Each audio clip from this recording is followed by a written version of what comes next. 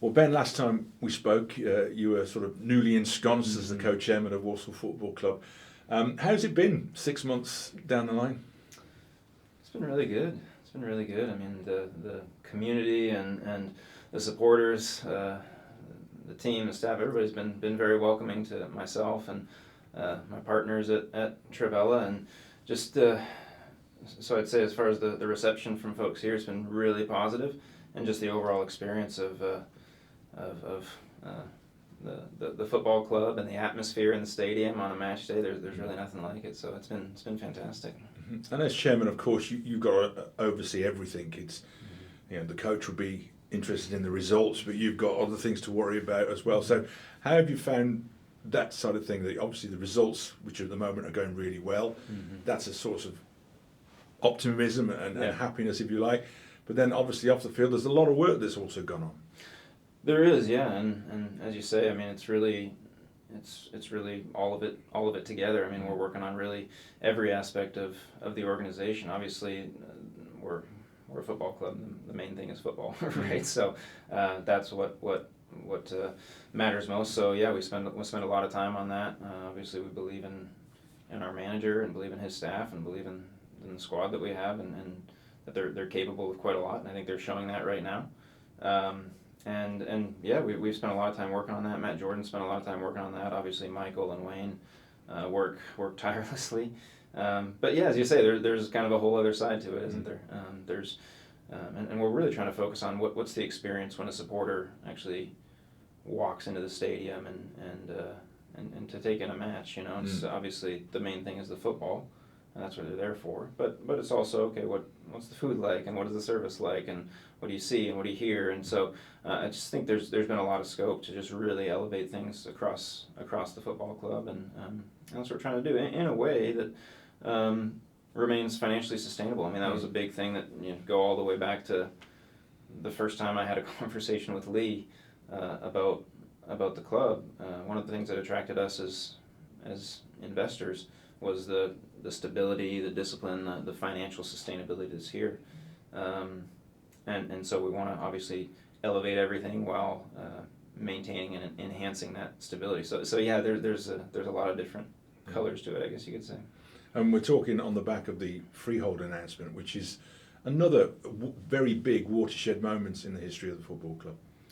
It is, yeah, and that was something that was always a part of the deal for Lee. I mean, the very first time we talked about it, he was very determined that he wasn't selling his majority interest in the club unless that came along with a situation where the club and the freehold would be reunited. And obviously, I mean, we had discussions with Lee and studied the club and studied the whole situation for up on a year before we made the announcement in May. And so it became very apparent to us both financially and just culturally at the club how important that was. And so it's always been a part of the plan that we would increase our shareholding and bring about a situation where the club could exercise the option on the freehold. And it is a big moment. It's a big moment for the supporters, just culturally, but it's a big moment financially for the club as well. And so yeah, really excited about that. A lot of hard work went into making that happen. Mm-hmm. And like I say, 6 months down the line, there's been one or two ups and downs on the field. Like I say, the form at the moment is going really, really well. It is. So looking ahead 6 months, what kind of ambitions and targets have you got? Yeah, as you say, it's been an interesting year, right? I mean, I feel like as a newcomer to obviously not a newcomer to football, but a newcomer to being in the type of role that I'm in here, I feel like we've experienced the full spectrum. I think we went 12 without a win in September, which was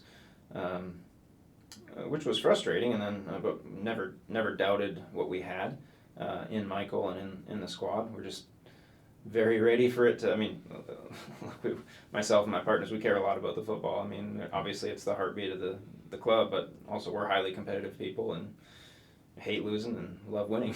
So that was difficult. That was frustrating. And now to see it all turn around has been fantastic. And it's really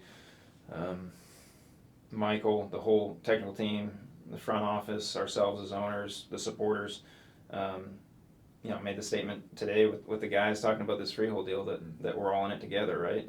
And on a big day like this, that's a nice thing to say, but they'll tell you I said that every single day when we hadn't won in 12. We're all in it together, right? So good and bad. So yeah, going forward, I'd say that's the case as well.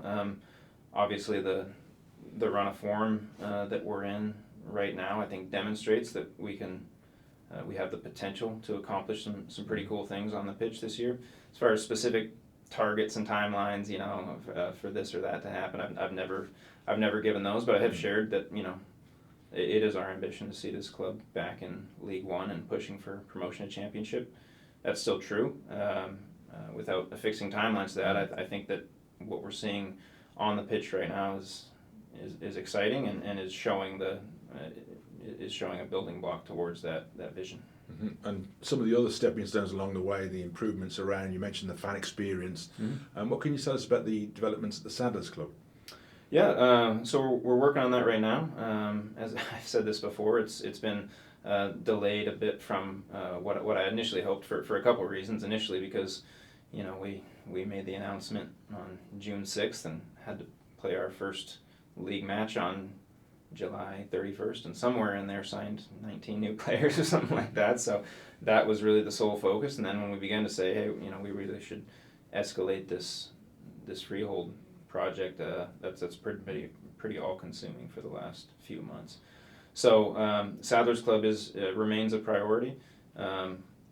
We're actually one of my team members who's over here with me right now is in the building with contractors, looking at what exactly we want to do from a renovation standpoint and what exactly the timelines with that will be. But yeah, I guess the main thing I can say about it is nothing's changed as far as our intentions to reopen the place and make it something positive for our supporters.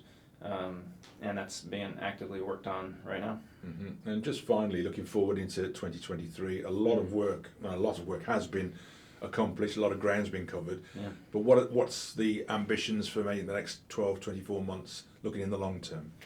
Yeah, I'd say it's really more of what I've said, right? It's steady, incremental improvements everywhere, right? So I think we have improved on the pitch. I think we have a great foundation, both if you think about our squad right now, what it is, how it's performing, but also if you look at the players that we'll be carrying over to next season, it's a good group, right? Obviously there will be work next summer, but there will be work in January, there will be work next summer, but I think we have the makings of a good squad with good continuity, not just in what we can accomplish in one season, what we can accomplish in three. And so it's steady, consistent, incremental improvements there, and everywhere else as well. With the supporter experience, we're not done with obviously the Sadler's Club. We're not done with improving our conference events business. Everything else, we're not done. So it really is just okay. We have a great foundation. We have great building blocks, and just take the right next step every day and continue to see the results.